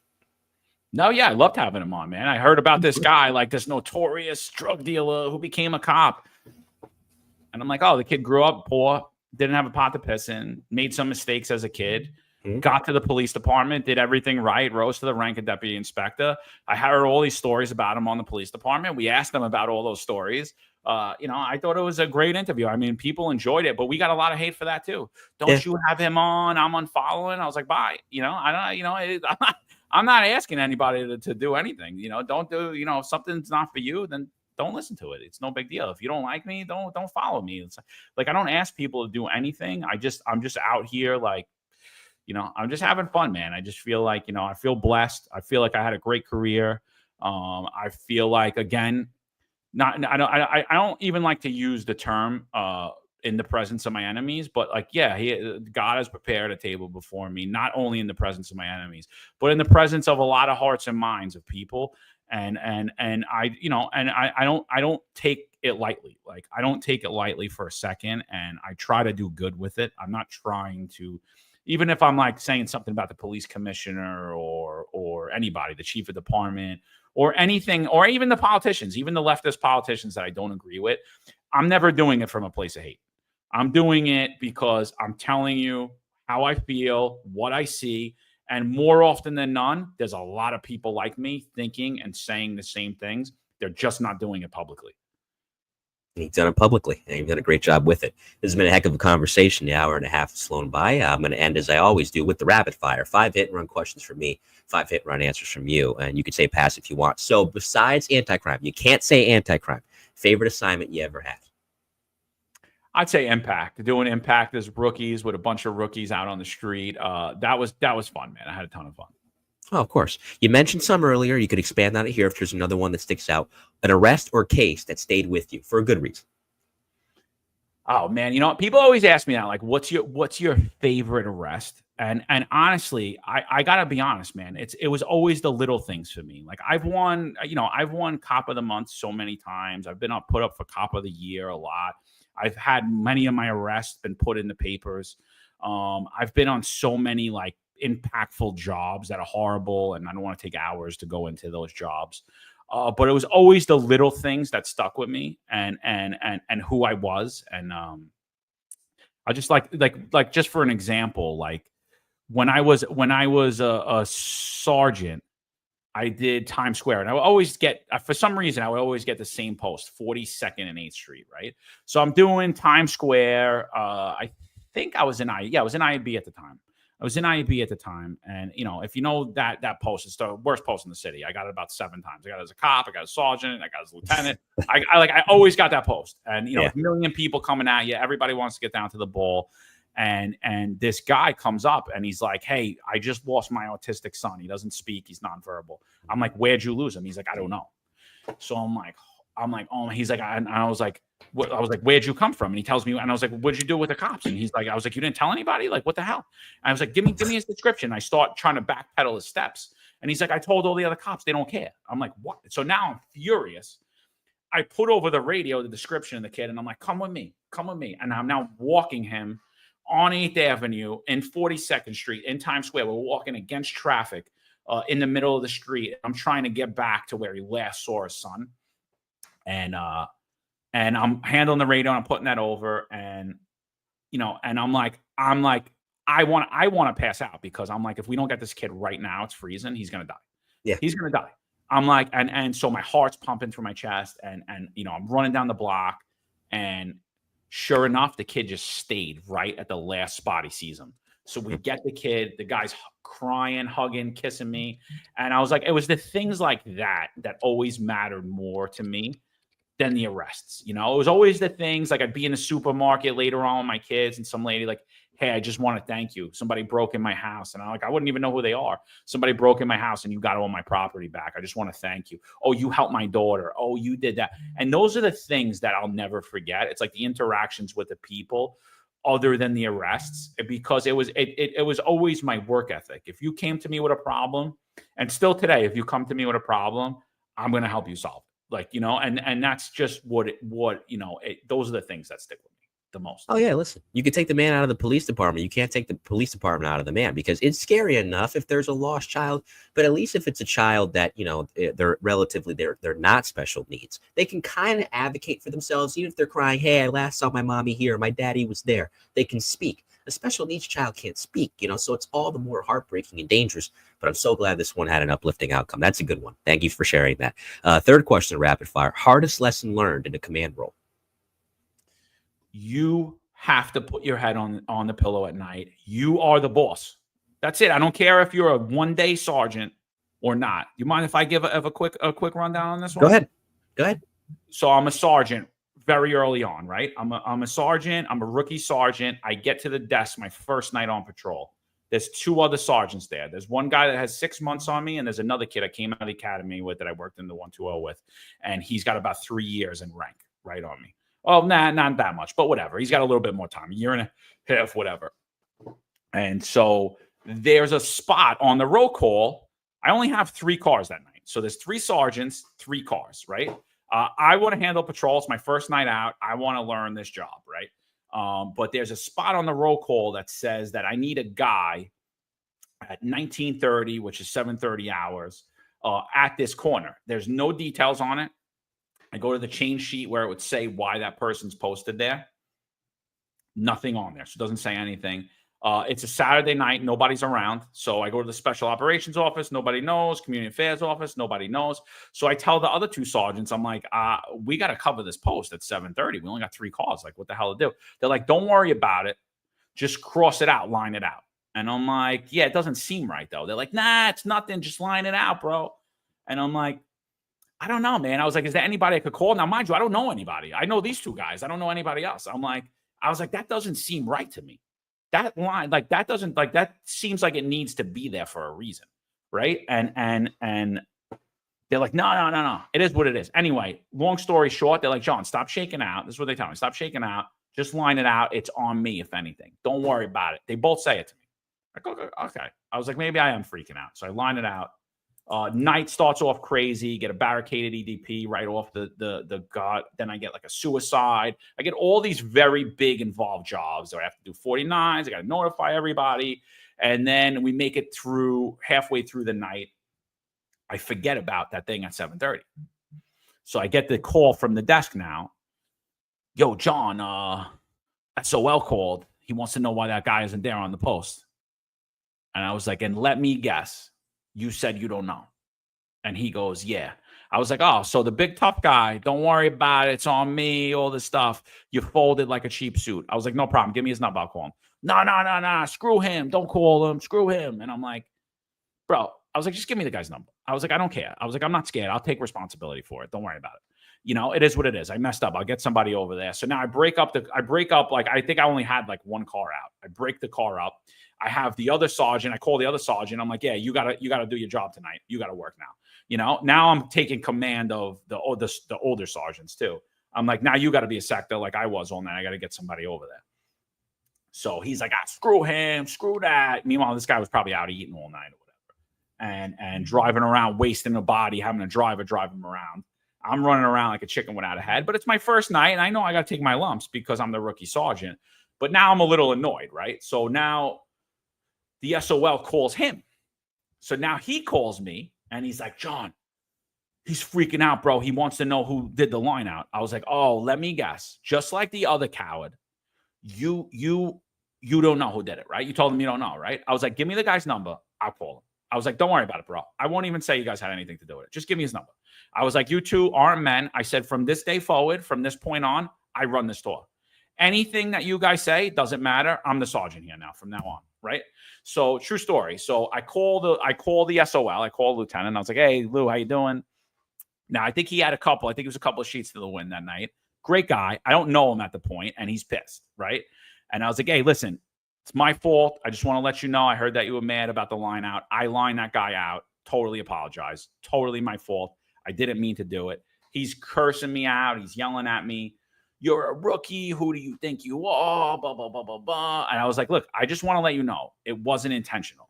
Whatever you got to do, I totally understand, but I'm just letting you know, man to man, I did not make that line out to screw you. Like, you're taking it way too personal. And he's like, screw you. You're getting a CD. You're standing on the foot post. So he puts me on the foot post, right? So I'm like, okay. I was like, whatever. So first day out as a sergeant, I'm on the foot post, you know? And so I'm like, wow, look at this shit. And now one of the sergeants comes by and he's like, screw him, bro. I'm like, bro, I'm enough of taking advice from you. We're done. I already told the other guy, we're done here. This is my tour from now on. And whatever. I run into the lieutenant a couple of days later. Now I get patrol the next few nights. I run patrol the whole time. I don't ever want to do the desk. And I run into the lieutenant like the next week. And I was like, hey, I now introduced myself to him. And I was like, he's like, listen, I'm not going to give you a CD. I apologize for the other night. I didn't really have a full grasp of what happened, but now I kind of understand what happened. And at least you're a man about it. At least you were a man about it, unlike the other two. And so I said, and so whatever, we kind of were cool after that. And then I get called into the CO's office for like a supervisor's meeting.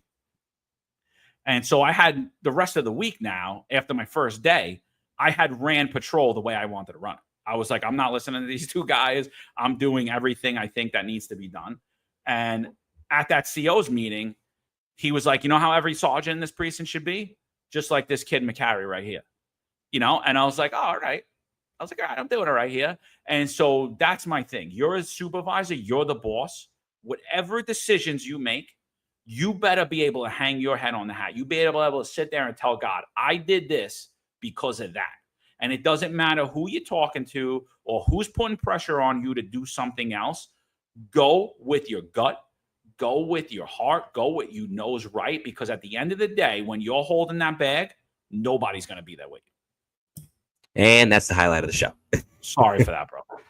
No, that's fine. That's fine. Listen, that's the highlight when I put out, and you know, because you watch the show, when I put out highlight clips the next day, that's the story I'm picking. That was a great story. I'm glad you went into it. And yeah, you know, there's, again, a lot of people that are coming up and maybe want to take the sergeant's test, or our newer sergeants are going to benefit from that story. So don't apologize. You did great. Fourth question, rapid fire. Again, kind of in line with the third question that I asked you. You know, even before you got promoted, best advice you received coming up? Be humble. Be humble.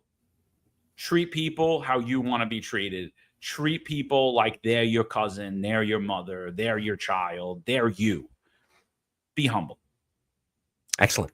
And fifth and finally, what do you miss most about the job? I miss everything about it, man. I'll be honest with you. I even miss the bull crap. I do. I miss it. I miss the camaraderie. I miss the jokes. I miss, I miss, but that's like the Finest Unfiltered. If those of you guys that don't know, like, that's how I started my day off. I would go into work early. I'd have coffee. I'd be and looking up all the reports, seeing what happened the night before, running through all the gossip from the night before. And that's kind of what we do now. So, and that's like kind of how I stay attached to it. Yeah, so that's what I miss. I miss the people the most. I even miss, like, they say, like, I don't miss the circus, and I don't miss I miss a lot of the structure of it. I do. And I miss the people. I even miss the crazy people that didn't like me or like had something against me. I miss it because there was I have so many stories, bro, that like if I wrote a book about my police experience, it would be in the fiction section, bro. Like, I'm telling you, people would be like, that's not real, and that never happened. And I wouldn't change it for the world. I wish I got more time to stay, but I didn't, and everything happens for a reason. Well, of course, that's the same way I'm looking at certain things going on in my life right now. There is one question from the chat from Delray53. He's basically asking, let's say the circumstances change and you were allowed to come back and resume your time with the NYPD to finish your full 20 years. Would you come back? I didn't sell my house in Staten Island for a reason. If something changes, I will 100% be back. I love New York City. It's my home. I felt like I was forced out of it. The only reason I even left is because I didn't have a salary coming in. And I was like, I need to make money, and I couldn't work in New York City. So I was like, oh man, what the hell do I do? So I left to where I was like, where could I go to work? So I was like, I could come to Florida and join law enforcement. And when I started to go through that process, I really got like, I was like, I got offered a job from the FDLE, the Florida Division of Law Enforcement, which like oversees all the sheriff's offices. And it was basically going to be me like doing IB work, or like what I did in facilities where I was going to oversee all these budgets and all this stuff. And it was a really high level job, and it was a cool job, but it wasn't what I wanted to do. And I'm like, and I was like, I always thought like the thing that made me such a good cop is I knew the areas, I knew the streets, I knew the people, I knew everyone. Like, nobody asks me where I'm from, wherever I travel in the world, like, oh, what part of where you live in New York? I'm like, oh, I don't, like everyone knows. So I'm like, I was a good cop because I was a product of that environment. I don't know Florida, man. I was like, I just don't know it. And I'm not knocking any other agency, and I'm not knocking any other state or how you work or where you work, but I really feel like I played for the Yankees, and I don't know that I could go play for a farm team. And I'm not trying to knock you guys like you don't do real work. I'm just trying to say how it is. Like I policed in the heart of the world for the largest police organization in the world, and I was damn good at it. And and as much as I love it, I love doing it there. I kind of like being in Bliss in Florida and not knowing what the hell's going on. It's not a bad life. And the last question from Steve Iorado, what rank did you like better? And it's a combination of a question he's asking along with Delray: police officer, sergeant, or lieutenant. Which rank did you prefer? So I never really got to go back out as a lieutenant. So I don't know, but I will tell you, I loved being a sergeant. I love being able to mentor young guys. It was a hard job. I think the motto for the SBA is accurate, is completely accurate. It's the toughest job in the world. It 100% is, but it's also the most rewarding job in the world. You might only be at the first level of supervision, but that story I told early on, I learned right away that I still am the boss. And at the end of the day, that CO is not around when those job hits. The lieutenant's not around when those job hits. You're in charge.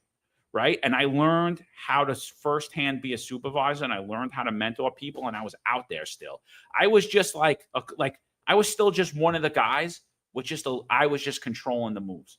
That was it. I was still out there, and I loved being a sergeant. It was a demanding job. It's not something that I think I could do the way I did it for a very long time, do it for 20 years. I think I'd drop right after it because I'm very conscientious. I'm very radio conscious. But I loved being a sergeant. And then when you go to a detail as a sergeant, whatever it is, detective squad, anti-crime, whatever you do, even if you go inside, I mean, it's still a rewarding job, and you're able to help people, right? People come to you with problems all day. That doesn't mean you should get picked on. It doesn't mean that you should be a pushover, but you're able to help people that need help, and you really might not be able to do that as a cop. So my personal favorite is a sergeant, but you make a lot more money as a lieutenant. So It ain't bad. It ain't bad. Like I said, this was fantastic. Before I say goodbye to the audience, and I thank you immensely for your time, John. Besides the Finest Unfiltered, any other shout outs to anybody or anything that you want to give? The floor is yours, my friend.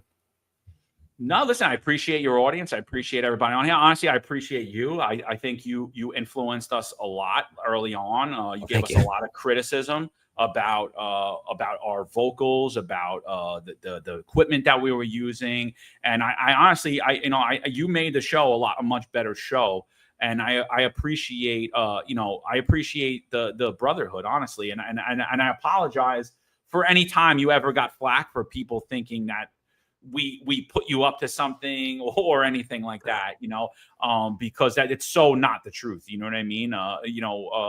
Mike had written an article that got a lot of flack from people in the upper echelon of the NYPD, and we were completely out of it. It had nothing to do with us. We talk from time to time, but it's never about that.